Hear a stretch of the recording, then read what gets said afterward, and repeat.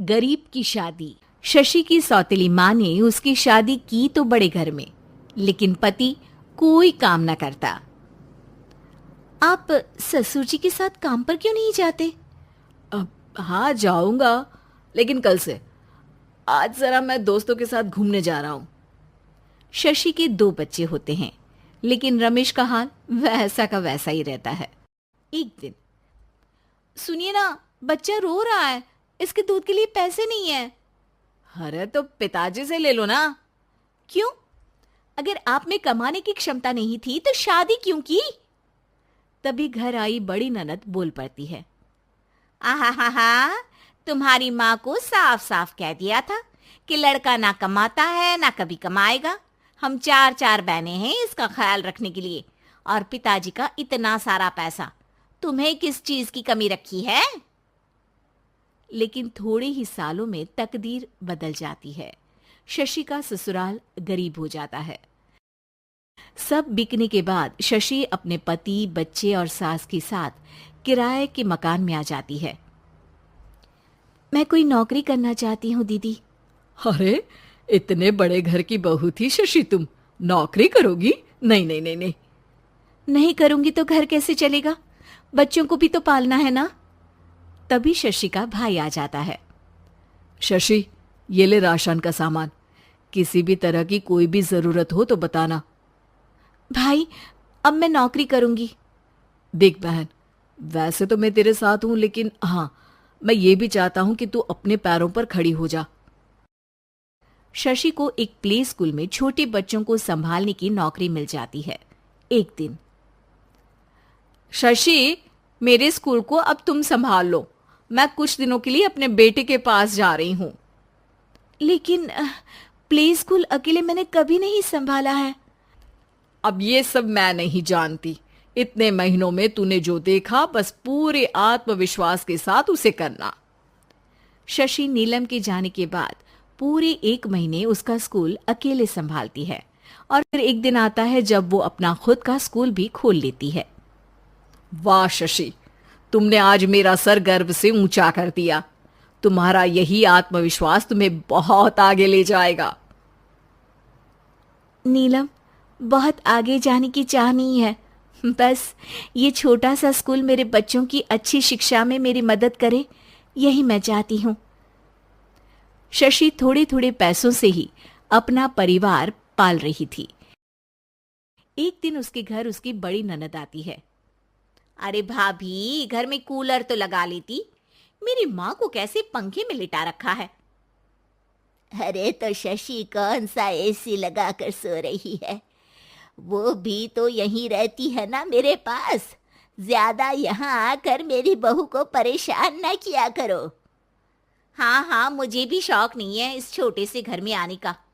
मैं तो बस ये बोलने आई थी कि मेरे बेटे की शादी है तो ननिहाल का जो नेग होता है वो ले आना।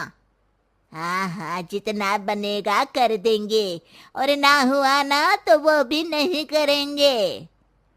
तभी शशि बोल पड़ती है।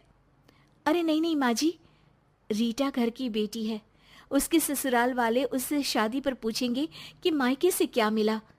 रीटा, तुम मुझे सामान की लिस्ट भेज देना, मैं पूरी कोशिश करूंगी कि तुम्हारी हर डिमांड को पूरा करे। अच्छा, मैं खाना लगाती हूँ। शशि ये बोलकर किचन में चली जाती है। धीरे धीरे कर शशि किसी न किसी तरह अपनी सारी ननदों की डिमांड भी पूरी करती, बच्चों की ख्वाहिशें भी, और उनकी पढ़ाई के लिए पैसे जोड़ती। एक दिन जब शशि का बेटा 12वीं पास करके आता है। माँ, अब तुझे काम करने की जरूरत नहीं है। मैं अब कोई ना कोई नौकरी करके पढ़ाई भी साथ कर लिया करूंगा। शशि को लगता है कि बेटा और आगे पढ़ाई करे, लेकिन वक्त की मार के कारण वो बेटे को काम के लिए हाँ कर देती है। अब बेटा एक बैंक में चपरासी बन जाता है। लड़का देखने में तो बड़ा अच्छा है, अंग्रेजी भी पटर पटर बोलता है, फिर चपरासी क्यों? लड़का सारी बात मैनेजर को बता देता है। अच्छा, तो मैं तुझे एक मौका देता हूँ। तू यहाँ रहकर दूसरे डिपार्टमेंट का भी काम सीख। अगर तू किसी एक का भी काम अच्छे से सीख गया तो मैं तुझे यहाँ टेबल चेयर में बैठने वाली नौकरी दे दूंगा। लेकिन एक दिन शशि की ननद उसे फोन करती है। अरे भाभी, देखो मायका तो मेरा तुम लोगों से ही है।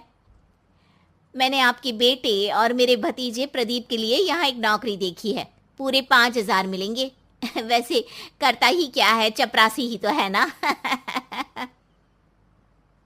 कोई बात नहीं रीटा, मैं उसे इस शहर के बाहर नहीं भेजना चाहती हूँ।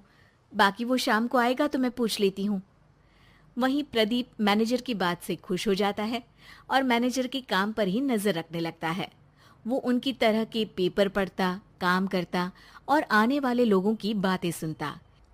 एक दिन बैंक में ऑडिट वाले आते हैं।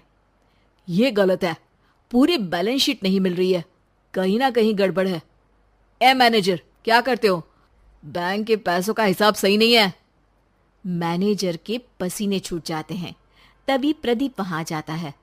अब क्या मैं ये बैलेंस शीट देख सकता हूँ? अरे बेटा मजाक नहीं, जाओ पानी लेकर आओ एक गिलास। प्रदीप मैनेजर को पानी लाकर देता है और फिर ऑडिटर से कहता है, देखिए सर, मैं आपको बता सकता हूँ कि कैसे बैलेंस शीट को आप लोग गलत तरीके से जोड़ रहे हैं। ऐसा बोलकर प्रदीप एक एक कर सारे डाउट क्लियर कर देता है। अरे हाँ, ये तो पॉइंट हमने देखे ही नहीं थे। गुड, कौन है ये बच्चा? तभी मैनेजर बोल पड़ता है, अब हमारे यहाँ अकाउंट में नया आया है। ऑडिटर के जाने के बाद, वाह प्रदीप, आज तो तुमने मेरी नौकरी बचा ली। और आपने भी तो मेरी नई नौकरी लगा दी, अकाउंटेंट की। बस फिर क्या था, प्रदीप ने एक बार जो सफलता की सीढ़ी चढ़ी, बस चढ़ता ही चला जाता है। फिर एक दिन शशि की ननद, अरे भाभी कैसी हो? घर को तो बड़ा ही सुंदर चमका रखा है। अरे बेटी, कैसे आना हुआ? तू तो इस छोटे से घर में आना भी नहीं चाहती थी। कोई खास काम है क्या? अब हाँ, वो माँ, मेरा जो मजला बेटा है ना, वो अकाउंट से पढ़ाई कर रहा है, तो प्रदीप से बोलकर उसकी भी कहीं अच्छी नौकरी लगा दो ना। सास और शशि समझ जाते हैं कि कैसे पैसे आते ही लोगों के बात करने के तरीके से लेकर रिश्ते निभाने तक में बदलाव आ जाता है।